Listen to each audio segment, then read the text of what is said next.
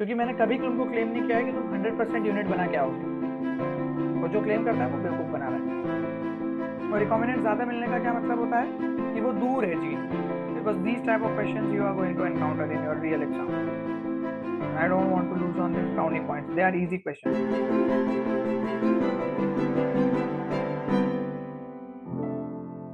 So welcome to the third lecture. Try किया था ये प्रॉब्लम? इसमें तो मैंने डायरेक्टली बता भी रखा है सब कुछ, पेरेंटल क्या है, नॉन पेरेंटल क्या है, सब कुछ हर बार वो बताएंगे नहीं। So if I want to solve this question, this is the easiest question of linkage. Let's see how we are going to solve it. यहाँ पे ये पेरेंटल लिखा हुआ है, मतलब ये एनसी हो गया, नॉन क्रॉस ओवर। ठीक है, यहाँ पे इन लोगों ने मेंशन कर दिया कि ये सिंगल क्रॉस ओवर है, लेकिन कल हम लोगों ने एक बात देखी थी कि अगर हम देखना चाहें यहाँ पे तो V C V plus C T plus, ये लिख दिया मैंने यहाँ से, और वी प्लस सी वी और सी टी। ये क्लियर है? ये हुआ एनसीओ का combination, non crossover. But DCO क्या है? ये डीसीओ है, तो ये V C V plus C T और V plus C V C T plus. कल हम लोगों ने ये बात की थी कि अगर हम इस सी टी को चेंज कर देते हैं तो हमारा जो एनसीओ है वो एक डीसीओ की तरह दिखने लग जाएगा। You can see this. या डीसीओ में क्या चेंज करेगी वो एनसीओ बन जाए, तुम जैसे तुम को याद रखना चाहो वैसे रख सकते हो। बट जिस जीन को आप चेंज कर रहे हो वो जीन जो है वो आपका क्या होगा? मिडिल में होगा। ये पॉइंट क्लियर है? एनसीओ डीसीओ पिक करो, कैसे पिक करोगे? हाईएस्ट लोएस्ट देख के, और उसके बाद में क्या करोगे? मिडिल जीन को फिगर आउट करोगे। अब मिडिल जीन को फिगर आउट करने के बाद में आपके पास में अगर मिडिल जीन सी टी है तो ये सारे कॉम्बिनेशन बदल जाएंगे। फिर ये ऐसे लिखा आएगा V C T plus C V plus, C V plus बाहर आ गया, सी टी प्लस अंदर चला गया मिडिल में, जस्ट लाइक दैट। ये हो जाएगा V plus C T C V. ये क्या हो जाएगा? V C T plus C V. सही है? समझ में आ रहा है ना? ये बाकी कुछ नहीं बदलना है, वही V plus C T C V plus. ये सब कर लिया। अब आपके पास में कॉम्बिनेशन आ चुका है। Now first the easy method, easy method नहीं बट काइंड ऑफ अजम्पशन। यहाँ पे अगर मैं सीटी और सीवी के बारे में क्रॉसिंग ओवर देखूं, तब मुझे कैसे पता चलेगा कि सीटी और सीवी के बारे में क्रॉसिंग ओवर देख हुआ होगा? नाउ सी, तुमको पता चलेगा बाय अंडरस्टैंडिंग द कॉम्बिनेशन। यहाँ पे लिखा हुआ है वी और यहाँ पे लिखा हुआ है V plus. Now compare this combination with this combination, the NCO. NCO हर बार तुम्हारे रेस्क्यू में आएगा। यहाँ पे V C T plus C V plus लिखा हुआ है, यहाँ पे V C T plus C V लिखा हुआ है। क्या ये सी वी ऊपर जाता हुआ नहीं दिख रहा है यहाँ से इसमें? Getting the point? V V यहीं पे है, सी टी प्लस भी यहीं पे है, लेकिन देखो यहाँ पे सी वी प्लस है, यहाँ पे क्या है? सी वी। मतलब यहां से रिकॉम्बिनेशन हुआ होगा ऐसे, ऐसा, और ये ऊपर आ गया होगा और नहीं नीचे आ गया होगा, लाइक दिस। क्लियर? नाउ यहां से हमको पता चला कि सीटी और सीवी के बीच में सिंगल क्रॉसओवर हुआ है। अगला कॉम्बिनेशन देखो, अब इट्स वी सीवी और सीटी, ये वाला लिखा है मैंने, बट ये गलत लिख दिया है हमने। क्यों? क्योंकि सीटी बीच में होना चाहिए था। तो इसको यहाँ से फिर हमको कवर करना पड़ेगा वापस, आई मीन हटा के वापस लिखना पड़ेगा V C T C V. और ये क्या है? V plus C T plus C V plus. Again compare it with the your what you say, the parental. तो V V plus C T plus और सी टी। अब देखो ये सी T plus और सी टी में ऊपर नीचे हो रहा है क्या? लेकिन तुम खुद कॉमन सेंस लगाओ कि मिडिल वाला जीन में चेंजेस होने के बजाय हम ये मान के नहीं चलते कि इन दोनों के बीच में क्रॉसिंग ओवर हुआ होगा ऐसा, और सीटी ऊपर नीचे हो गया होगा, है ना? अब ये सीटी ऊपर नीचे हो गया और ये सीवी और सीवी प्लस भी देखो। अब यहाँ पे एक इंपॉर्टेंट है, यहाँ पे इन लोगों ने कंफ्यूज करने की कोशिश करी है और मैं तुमको एक्सप्लेन करना चाहता हूँ क्योंकि इंपॉर्टेंट है वो बात।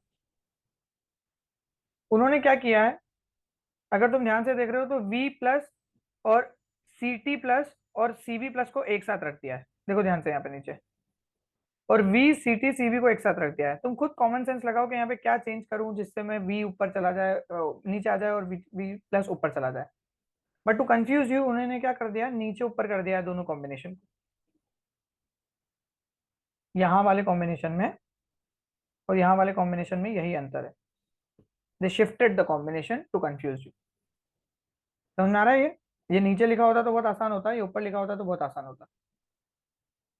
यहाँ तक क्लियर है? ये सिंगल क्रॉसओवर है। सिंगल क्रॉसओवर निकालना समझ में आया? पहले एनसीओ देखो, डीसीओ देखो, दोनों का कंपेयर करो, मिडिल वाला जीन देखो, उसके बाद में एनसीओ से कंपेयर करते जाओ कौन सा बदलने पे क्या आ रहा है। डीसीओ तुम ऑलरेडी ढूंढ चुके हो क्योंकि वो सबसे कम नंबर का था, तो आसान है, उसको लोड लेने की जरूरत नहीं है। ठीक है, यहां तक क्लियर। नाउ फॉर्मूला क्या था? फॉर्मूला हमारे पास ये था कि अगर आपको डिस्टेंस निकालना है, ठीक है, ये हटा दो, यहां तक क्लियर है ये? Anyone having any doubt please raise your hand, और नहीं तो फिर मैं आगे बढ़ता हूँ। सो if I want to solve this question or I want to get the distance between these three genes, what I need to do? देखो, अगर मुझे डिस्टेंस निकालना है, डिस्टेंस बिटवीन V और CT, V और CT, तो V और CT इधर आगे की तरफ होगा।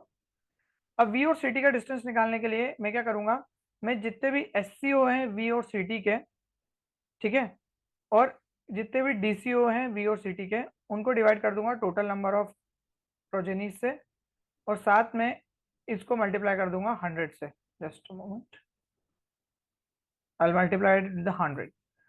In this case अगर तुम V और CT वाला देख रहे हो तो ये है 90, 89 प्लस 94 कितना हो गया है 183, और ये कितना हो गया 8, 144 multiplied by 100, 191 divided by 1448 multiplied by 100, and the answer you will get, अब मैं डायरेक्टली लिख रहा हूँ, इसको कैलकुलेट नहीं कर रहा हूँ, 13.1%। ठीक है, सो अगर यहाँ पे एक लाइन बनाए हम लोग, यहाँ पे लिखे अपन V और यहाँ पे लिखे CT, तो इन दोनों के बीच का जो डिस्टेंस है वो कितना हो गया 13.1 सेंटीमॉर्गन। याद है कल बताया था 1% recombination frequency is equals to 1 centimorgan. ऐसे ही अगर इधर का निकालना है CT और CV के बीच का, तो क्या करोगे तुम, सिंगल क्रॉस ओवर ले लोगे CT और CV के बीच का ये वाला, और उसको प्लस कर दोगे DCO के साथ में। कितना है ये 40 प्लस 45 95, तो यहाँ पे हो जाएगा 95 plus 8 divided by total which is 1448 multiplied by 100, is it? And 95 plus 85 और 95 85, तो 85 प्लस 8 कितना हो गया 93 डिवाइडेड बाय 1448 और मल्टीप्लाइड बाय 100। इसका जो आंसर निकल के आएगा वो होगा तुम्हारा 6.42%। 6.42, इसका सीधा सीधा मतलब क्या है, अब जो मैं बोल रहा था तुम लोगों के अजम्पशन या सोच के कैसे कर सकते हैं, खुद सोचो 191 ज्यादा बड़ा है या 85 ज्यादा बड़ा है? ऑब्वियसली 191 ज्यादा बड़ा है। 191 ज्यादा बड़ा है मतलब इसके अंदर रिकॉम्बिनेंट ज्यादा मिल रहे हैं, और रिकॉम्बिनेंट ज्यादा मिलने का क्या मतलब होता है कि वो दूर है जीन। देखो तुम्हारे सामने है, यहाँ पे 6.42 सेंटीमॉर्गन के डिस्टेंस है और यहाँ पे 13 सेंटीमॉर्गन के डिस्टेंस है। तो दूरी बढ़ने की वजह से रिकॉम्बिनेंट्स के नंबर बढ़ गए, दूरी कम होने की वजह से रिकॉम्बिनेंट्स के नंबर घट गए। Because these type of questions you are going to encounter in your real exam, and I don't want to lose on these brownie points. They are easy questions. So is it clear the concept of linkage? The formula is SCO plus DCO divided by total multiplied by 100. That's how you will get the recombination frequency. चलो try करो ये question, PYQ है ये। It's easy question guys, but yeah I can understand that first time करने में थोड़ा सा समय तो लगेगा। It's okay. इन्होंने बोला क्या है यहाँ पे, जरा देखते हैं। तो they have set the distance between two link genes A and B। तो यहाँ पे A है और यहाँ पे B है, और इनके बीच में जो डिस्टेंस दे रखी है वो 20 सेंटीमॉर्गन दे रखी है। 20 सेंटीमॉर्गन का मतलब है कि 20% रिकॉम्बिनेशन पॉसिबल है इसमें, इसकी रिकॉम्बिनेशन फ्रीक्वेंसी 20% की है। आपने टेस्ट क्रॉस करवाया, किसका टेस्ट क्रॉस करवाया, capital A small B small A capital B, इसका टेस्ट क्रॉस करवाया। टेस्ट क्रॉस मतलब रेसिसिव, लाइक दिस, सही है। अब टेस्ट क्रॉस करवाने के बाद में उसने बोला है कि on test cross of the recessive parent how many offspring will have the genotype capital A capital B on the same side. Now see important thing, parent जो है आपका वो रिपल्शन फेज में है, कैपिटल ए के साथ में small B लेके बैठा हुआ है, लेकिन जो ऑफस्प्रिंग चाहिए उसमें दोनों एक साथ चाहिए। मतलब क्या हो गया, जिसके अंदर क्रॉसिंग ओवर हो गया हो, वो क्रॉसिंग ओवर होने के चांसेस क्या है, क्रॉसिंग ओवर होने के चांसेस कितने हैं आपके 20%, लेकिन 20% चांसेस तो है। तो अब यहाँ पे ध्यान से समझना क्या क्या कॉम्बिनेशन मेरे पास बन सकते हैं। अगर मैं इनको क्रॉसिंग करवाऊं तो यहाँ पे गैमेट्स क्या क्या मिलेंगे मेरे पास, एक ए मिल जाएगा, ये वाला गैमेट मिल जाएगा, और एक ये वाला गैमेट मिल जाएगा। ये वाला दोनों लिख दिया मैंने पेरेंट्स को। और एक क्या मिल गया मुझे यहाँ पे, लाइक दिस। क्लियर है? दोनों जाएंगे ना, ये क्रॉस लेकिन अब यहाँ पे स्थिति क्या है, ये एक पॉसिबिलिटी है। दूसरी पॉसिबिलिटी क्या हो सकती है यहाँ पे, कि ये जो कॉम्बिनेशन है ये क्रॉस ओवर कर जाए एक दूसरे से, पेरेंट्स में बात कर रहा हूँ, और यहाँ पे क्रॉसिंग ओवर होने के बाद में ये वाला जो ए है और ये कैपिटल बी के साथ आ जाए, और स्मॉल ए नीचे स्मॉल बी के साथ आ जाए यहाँ पे, ये। ठीक है? तो क्या क्या पॉसिबिलिटी है हमारे पास में, it would be capital A small B, और यहाँ पे आ जाएगा स्मॉल ए स्मॉल बी, यहाँ पे स्मॉल ए स्मॉल बी। ये चार कॉम्बिनेशन पॉसिबल है। पहले तो तुम ये देखो, समझ में आ रहा है तुमको? ये एक पेरेंटल कॉम्बिनेशन है, ये एक पेरेंटल कॉम्बिनेशन है, ये एक रिकॉम्बिनेंट कॉम्बिनेशन है, ये भी एक रिकॉम्बिनेंट कॉम्बिनेशन है। अब तुमको ये चीज समझ में नहीं आ रही होगी कौन सी चीज क्या है, तो मैं थोड़ा सा तुम लोगों के लिए उसको आसान कर दे रहा हूँ। जहां जहां पे मैं येलो डॉट बना रहा हूँ, ये वाला रेसेसिव है।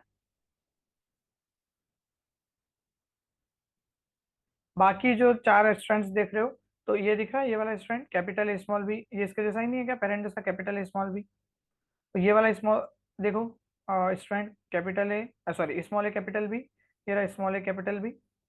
तो ये एस सच उठा लिया मैंने यहाँ से, और ये वाला एस सच उठा लिया मैंने यहाँ से। तो पेरेंटल कॉम्बिनेशन हुआ क्या, नहीं हुआ? हुआ ना, क्योंकि देखो कोई बदलाव ही नहीं है, ये यहाँ से उठा लिया और ये यहाँ से उठा लिया। लेकिन यहाँ पे ऐसी स्थिति नहीं है, यहाँ पे हम लोग बोल रहे हैं कि ये जो बी है ये क्रॉसओवर के ऊपर चला गया है, और ये वाला स्मॉल बी नीचे आ गया है। इस वजह से कैपिटल है कैपिटल बी एक साथ हो गए, और स्मॉल है स्मॉल बी एक साथ हो गए। इन्होंने आपसे ये वाला कॉम्बिनेशन पूछा है, देखो ध्यान से, समझ आ रही है बात? देव आस्क्ड दिस कॉम्बिनेशन, जो मैंने एरो बनाया है। अब ये कितना हो रहा है देखो, जब हम बोल रहे हैं कि 20% रिकॉम्बिनेशन है, तो 10% रिकॉम्बिनेशन ये चांस बनने का है, और 10% रिकॉम्बिनेशन ये चांस बनने का है, दोनों को मिला के हम बोल रहे हैं 20%। तो इसका आंसर क्या हो गया, 10। Yes, If you sir. understand this question, I want you to solve one question as well. And because now our main focus will be, let's solve this question. Same question, repeated PYQ है ये. Done with the question? Now you know the approach. Okay. So Anisha, I have some explanation to for you all. Let's hear it out. Yeah, go on Anisha. Sir 90% होगा, 90%? Okay. I don't know. मतलब Let's say 90 होगा. one, then I think 5. How 45 can be the answer? Sir क्योंकि distance 10 सेंटीमोगन है, तो recombinant frequency भी 10% हो जाएगी. ठीक है. तो पेरेंटल कॉम्बिनेशन है वो 90% रहेगा. उसमें से ये जो गिवन वाला है, probability of obtaining this genotype, वो उसका आधा होगा ना, क्योंकि टेस्ट क्रॉस में हम रेसेसिव से करेंगे. तो सेकंड वाला जो बनेगा वो रेसेसिव वाला ही बनेगा. और स्मॉल एक, A small B small A small B. हाँ, तो उसका हाफ कर देंगे 90 का. एग्जैक्टली. गुड. या देखो सही है, एक तो ऐसा बनेगा capital A small A small A small B, लेकिन एक पेरेंटल ऐसा भी तो बनेगा small A small B small A small B, ये दोनों अलग अलग हो जाएंगे ना, तो ये दोनों अलग अलग हो जाएंगे, तो ये वाला तो ऐसे बन गया, तो ये वाला ऐसे बन जाएगा. सही है? पलाश कैसे देख रहा है, समझ में नहीं आया? तो वापस समझाता हूँ. देखो, हमने किया क्या है, ए बी ए बी, इनकी क्रॉसिंग करवा दी है capital A small A, sorry, recessive के साथ में. तो अब ये दोनों एक साथ जाएंगे, तो क्या बना के देंगे आपको, ए बी और ए बी. बट एंड एक और भी तो बनेगा, ये वाला भी तो जाएगा इसके साथ, तो वापस बनेगा एक small A small B small A small B. इसके अलावा क्या बन सकता है, जो पिछले क्वेश्चन में बताया था कि अगर रिकॉम्बिनेशन हो जाता है, ये ए बी का ऊपर नीचे कुछ हो जाता है, तो बचे हुए 10% वो हो जाएंगे, उसमें फिर दो पॉसिबिलिटीज हो जाएंगी, 5-5%. Hmm. What the point? Simple है. तो बस इस बात का ध्यान रखना कि 45% कैसे आ रहा है, 90% कैसे आ रहा है, वो सारी इंपॉर्टेंट बातें हैं. Okay, now we had one question. See this question, a beautiful one. The genetic map of three genes in a Drosophila melanogaster is given below. A, B and C. तो ये 3 point क्रॉस का एक example है. एक cross करवाया इन लोगों ने, cross तुम्हारे सामने है ना. और उसके बाद में जो F1 प्रोजेनी है उसको टेस्ट क्रॉस करवा के हमने 1000 प्रोजेनीज ऑब्टेन करी है. हम मान के चल रहे कि कोई भी DCO नहीं हुआ है और एक्सपेक्टेड प्रोजेनी बतानी है आपको. A, B और C के नंबर्स बताने हैं. बेसिकली टेबल नीचे दी हुई है, ऑप्शन वही है 1 2 3. ठीक है, try to do this question. Okay guys, so have you done the thing? Okay, so let me give you some things about how to solve this type of questions. The first thing that you have to understand is what they have done in the question.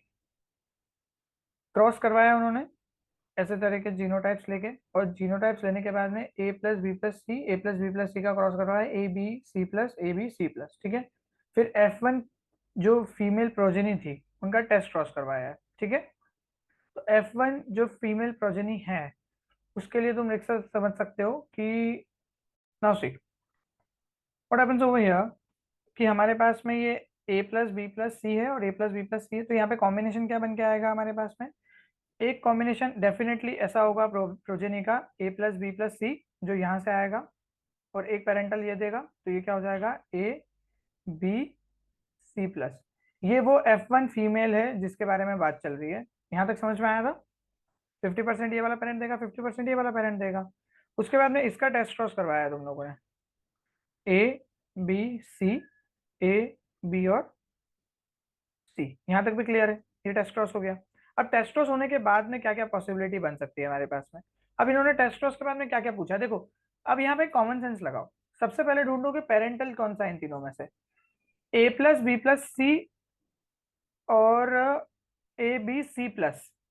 तो A plus B plus सी अगर मुझे दिख जाए कहीं पे, या ए B C plus दिख जाए, तो ए बी सी प्लस तो मुझे कहीं पे दिख नहीं रहा है. अगर तुम ध्यान से देख रहे हो तो इन तीनों कॉम्बिनेशन में ए बी सी में से, लेकिन A प्लस बी प्लस सी मुझे यहाँ पे दिख रहा है. दिख रहा है ये वाला A प्लस बी प्लस सी. इसका डेफिनेटली मतलब क्या है कि ये एक पेरेंटल है, और हम बात जानते हैं कि पेरेंटल का नंबर हमेशा क्या होगा? हाईएस्ट होगा. इस वजह से ये वाला ऑप्शन और ये वाला ऑप्शन तो ऐसे ही एलिमिनेट हो जाता है, जिसमें हम 50 बोल रहे हैं सी को और 75 बोल रहे हैं सी को. This option 2 got eliminated. Now you are left with A and B. Now see here, अगर यहाँ पे ये A plus B plus C और ए बी सी लिखा हुआ है, तो ये A B और C प्लस भी तो कहीं पे होगा. इसका सीधा सीधा मतलब क्या है कि इन्होंने आपको 50% कॉम्बिनेशन ही दिए हैं. 50% कॉम्बिनेशन इन्होंने बनाया ही नहीं है. समझ में आ रही तुमको ये बात? देखो, इस पूरे के पूरे कॉम्बिनेशन में कहीं पे भी आपको 50% कॉम्बिनेशन नहीं बनाया गया. कौन से 50% कॉम्बिनेशन नहीं बनाया गया इन्होंने ए बी सी प्लस वाला पेरेंट नहीं बनाया है. देखो पूरे में कहाँ है? ए बी सी प्लस एक में भी नहीं है. नीचे तो सारे रेसेसिव ही है, नीचे तो सारे वो है. ये नीचे वाले जो तुम देख रहे हो ये सब क्या है? ये यहाँ से आ रहे हैं, यहाँ से ए बी सी. सिर्फ ऊपर ही चल रहा है जो भी चल रहा है. तो A plus B plus C ये वाला पेरेंटल. फिर ये A plus B plus C plus कहाँ से आ गया? ये आया बी और सी में सिंगल क्रॉस ओवर होने की वजह से. बी और सी के बीच में सिंगल क्रॉस ओवर होगा तो क्या बन जाएगा? A plus B plus C plus. लेकिन इसके सामने क्या बनेगा? A B C. वो ए बी सी भी नहीं होगा इन तीनों में. देखो ध्यान से, ए बी सी 2 बार होगा ही नहीं कहीं पे. देखो दिख रहा है? तो इससे क्या समझ में आ रहा है कि टोटल 6 कॉम्बिनेशन बनना चाहिए थे, बट इन्होंने बना के कितने पूछे हैं? सिर्फ 3 पूछे हैं. मतलब 50% प्रोजेनीज तो इसमें है ही नहीं इन कॉम्बिनेशन में ए बी सी में. वो कहां से आएंगी? वो आएंगी डी ई एफ में. Do you want me to draw it? और तुमको यहां तक समझ में आ गया इतने में? If you want me to draw, you can just raise your hand. If I'll get more hands, then I'll draw the other 3 as well. ना तुम काफी इंटेलिजेंट लोग हो. I was expecting कि कोई तो हाथ उठाएगा. Now do not expect कि जितना मैं पढ़ा रहा हूँ वो सारा तुम अप्लाई करते होगे. It is not going to happen. What I want you, हम लोग 8 या 10 चीजें पढ़ेंगे पूरी जेनेटिक्स यूनिट में, या 12. उन 12 चीजों में से तुमको 5 से 7 ऐसी तैयार करनी है कि वो तुम्हारे क्वेश्चन बना जाए. क्योंकि मैंने कभी तुमको क्लेम नहीं किया है कि तुम 100% यूनिट बना के आओगे, और जो क्लेम करता है वो बेवकूफ बना रहा है। आ रही बात समझ में? हम लोगों ने मेंडेलियन जेनेटिक्स अच्छे से करी, उस पर अच्छा होल्ड बना लो। प्रोबेबिलिटी के क्वेश्चन अच्छे से बनाना सीख जाओ। अगर प्रोबेबिलिटी नहीं आता है तो लिंकेज सीख लो, लिंकेज नहीं आता है तो टेट्राड एनालिसिस सीख लो, वो भी नहीं आता है तो सोमेटिक हाइब्रिडाइजेशन सीख लो, वो भी नहीं आता है तो बैक्टीरियल जेनेटिक्स से मैपिंग सीख लो, ट्रांसफॉर्मेशन, कंजुगेशन, ट्रांसडक्शन, वो भी समझ में नहीं आ रहा है तो ट्रांसपोजिशन से कुछ क्वेश्चन समझ लो, वो भी समझ में नहीं आ रहा है तो इन्वर्जन से समझ लो। तो बहुत सारे ऑप्शन है आपके पास। डू नॉट एक्सपेक्ट कि तुम 100% यूनिट सीख जाओगे। It will not be a single day process or a single week process. It will take some time to ingrain in yourself. So just have faith on yourself. ठीक है, वो जरूरी है। और डू नॉट फील कि एक दिन में कुछ बदल जाएगा, कुछ भी नहीं बदलेगा। कम से कम 10 दिन, तब जाके तुमको थोड़ा कॉन्फिडेंस आने लगेगा कि हाँ हम कुछ कर सकते हैं, क्योंकि 10 दिन में हम 2 यूनिट खत्म कर चुके होंगे। And definitely by the time, as the time passes, हम धीरे धीरे इंप्रूव करते जाएंगे।